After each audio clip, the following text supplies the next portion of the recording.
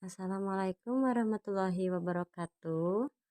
Perkenalkan, kami dari kelompok 2 yang beranggotakan Robi Nurbais Rizky, Nopi Sulastri, dan Sri Kustini. Kami akan mempresentasikan mengenai materi kepemimpinan berbasis sekolah dengan Bunda Pengampu Bunda Adisti Asmodilasi MPD. Adapun yang akan kami bahas di presentasi kali ini mengenai yang pertama, pengertian kepemimpinan, yang kedua, gaya kepemimpinan, yang ketiga, kinerja kepemimpinan, dan yang terakhir, efektivitas kepemimpinan. Selamat menyimak. Kepemimpinan adalah suatu proses mempengaruhi orang lain untuk melakukan pekerjaannya sesuai dengan sasaran yang diharapkan. Kepemimpinan adalah sebuah alat atau sarana atau sesuatu proses dalam organisasi untuk membujuk orang lain agar bersedia melakukan sesuatu secara sukarela dalam mencapai sasaran organisasi.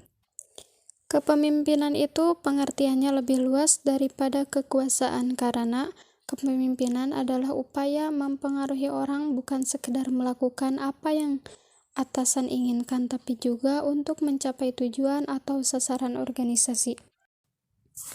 Gaya kepemimpinan.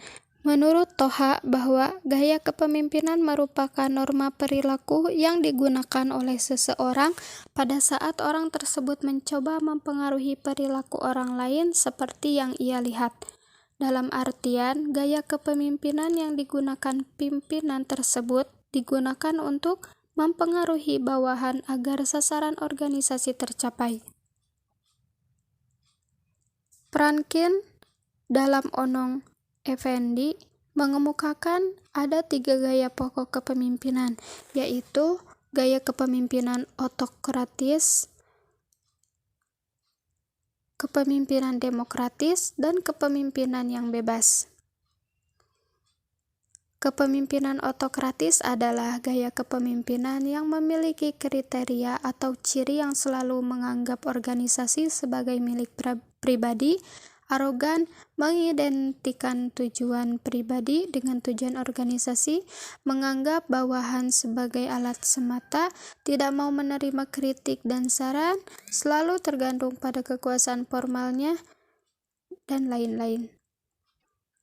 Indikator dari gaya kepemimpinan otokratis yaitu sentralisasi wewenang, produktivitas kerja, manajemen setiap keputusannya dianggap sah, dan pengikut-pengikutnya wajib menerima perintah tanpa pertanyaan.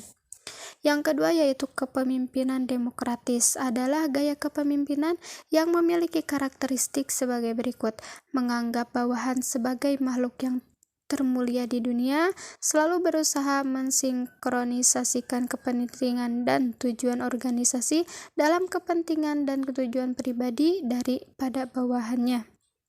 Indikator dari gaya kepemimpinan demokratis yaitu hubungan baik antara pimpinan dengan pegawai, penghargaan terhadap pegawai, manajemen yang mendengarkan aspirasi bawahannya.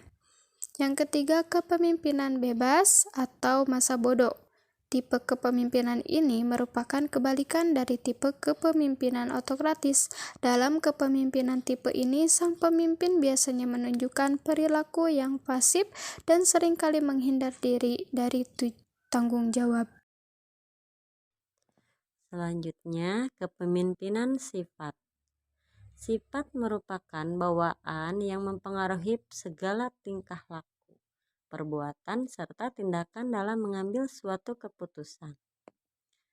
Nah, dengan didasarkan pada pandangan traits teori atau teori sifat kepemimpinan yang memandang pentingnya sifat manusia dalam kepemimpinan, maka sifat-sifat kepemimpinan yang harus diimplementasikan sebagai berikut. 1. Integritas. Kepemimpinan tidak hanya menyangkut organisasi, tetapi bagaimana sikap dan perilaku pemimpin pada tingkat pribadi. Kepemimpinan dalam diri sendiri dapat dilihat dengan memiliki integritas yang tinggi. Ada 3 kata kunci dalam mengimplementasikan integritas, yaitu menunjukkan kejujuran, memenuhi komitmen, berperilaku konsisten, yang berarti menunjukkan tidak adanya kesenjangan antara kata dan perbuatan. Kemudian yang kedua tentang pengetahuan. Pemimpin harus memiliki pengetahuan tentang tujuan, asas organisasi yang dipimpinnya, serta cara-cara untuk menjalankannya secara efisien, serta mampu memberikan keyakinan kepada orang-orang yang dipimpin dalam mencapai tujuan-tujuan organisasi yang telah ditetapkan. Kemudian yang ketiga, keberanian. Keberanian sejati adalah kebajikan tertinggi, sebagaimana diungkapkan oleh Sir Winston Churchill. Keberanian adalah karakter utama dari seorang pemimpin sejati. Hal itu tercermin dalam dan terlihat dalam perkataan, perbuatan, dan tindakan seseorang pemimpin. Berikutnya, inisiatif. Mengimplementasikan sifat inisiatif, pemimpin harus mempunyai kemampuan melihat apa yang seharusnya dikerjakan, kemampuan menghadapi situasi tanpa adanya sarana atau alat-alat atau cara-cara yang bisa dipakai. Kualitas inisiatif atau prakarsa biasanya berkaitan erat dengan kreativitas. Selanjutnya, kebijaksanaan atau kebajikan. Disebut pula sebagai kebajikan merupakan kearifan seorang pemimpin dalam memutuskan sesuatu sehingga keputusannya adil dan bijaksana. Penting untuk mengimplementasikan sifat kebijaksanaan dalam kepemimpinan karena berdampak pada hubungan-hubungan maupun pengaruh dalam sebuah organisasi yang dipimpin. Dan berikutnya keadilan.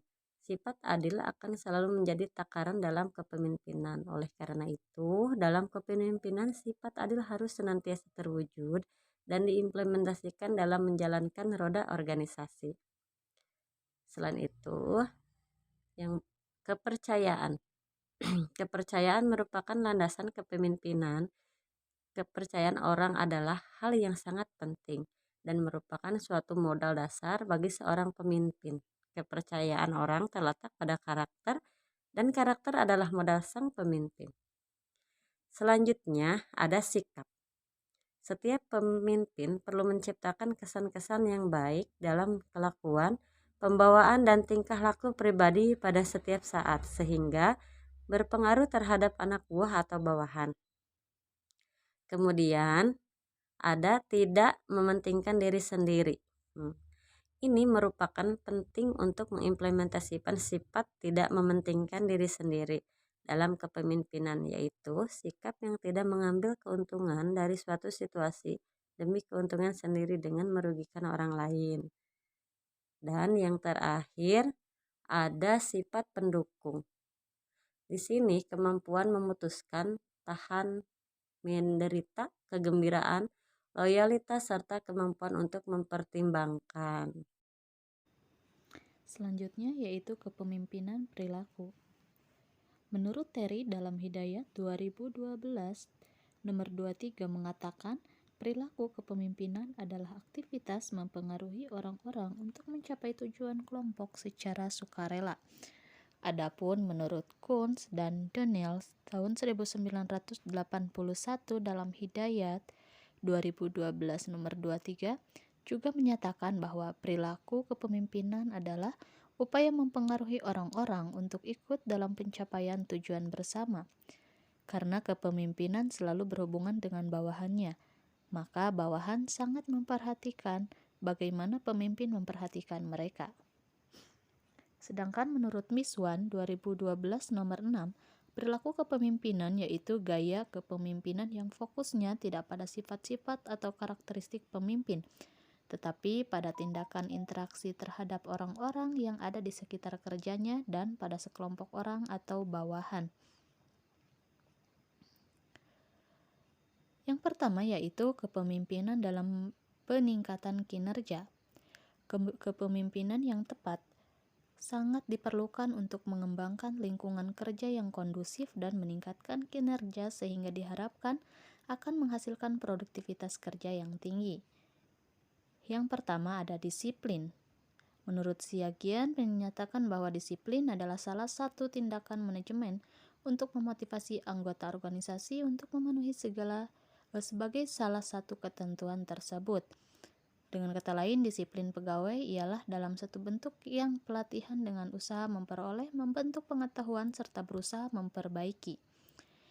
Yang kedua ada motivasi. Peran pimpinan dalam meningkatkan kinerja pegawai adalah sebagai motivator dan pengawas dalam setiap pelaksanaan kegiatan atau pekerjaan.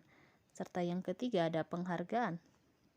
Menurut Kadarisman 2012-122, penghargaan adalah balas jasa baik finansial maupun non-finansial yang diterima karyawan karena jasa yang disumbangkan ke perusahaan. Menurut Purwanto 2018-182, penghargaan adalah cara membuat orang lain senang karena perbuatannya dalam bekerja, maka akan diberi penghargaan. Selanjutnya yaitu kepemimpinan yang efektif atau efektivitas kepemimpinan. Kepemimpinan yang efektif ditambah dengan dukungan dari bawahan atau partner kerja yang selalu termotivasi untuk maju, tentunya akan memberikan dampak positif pada ruang lingkup internal maupun eksternal. Ditemukan beberapa faktor yang mempengaruhi efektivitas kepemimpinan, seperti contoh halnya hubungan antar pemimpin, perilaku bawahan, ciri-ciri pemimpin, harapan terhadap pemimpin, dukungan manajemen, struktur tugas, dan kejelasan tujuan dan sasaran dari suatu tugas. Dengan dirinya sendiri mempunyai jati diri yang ada kelebihan dan kekurangan serta kekuatan dan kelemahan. Hal ini mengingat efektivitas kepemimpinan merupakan hasil interaksi antara pemimpin, bawahan, dan lingkungan, sehingga tiap unsur ini harus dioptimalkan secara terpadu agar terjalin hubungan kerja yang harmonis dan efektif. Sekian pemaparan presentasi yang bisa kelompok kami sajikan. Semoga bermanfaat. Terima kasih atas segala perhatiannya. Mohon maaf atas segala kekurangannya.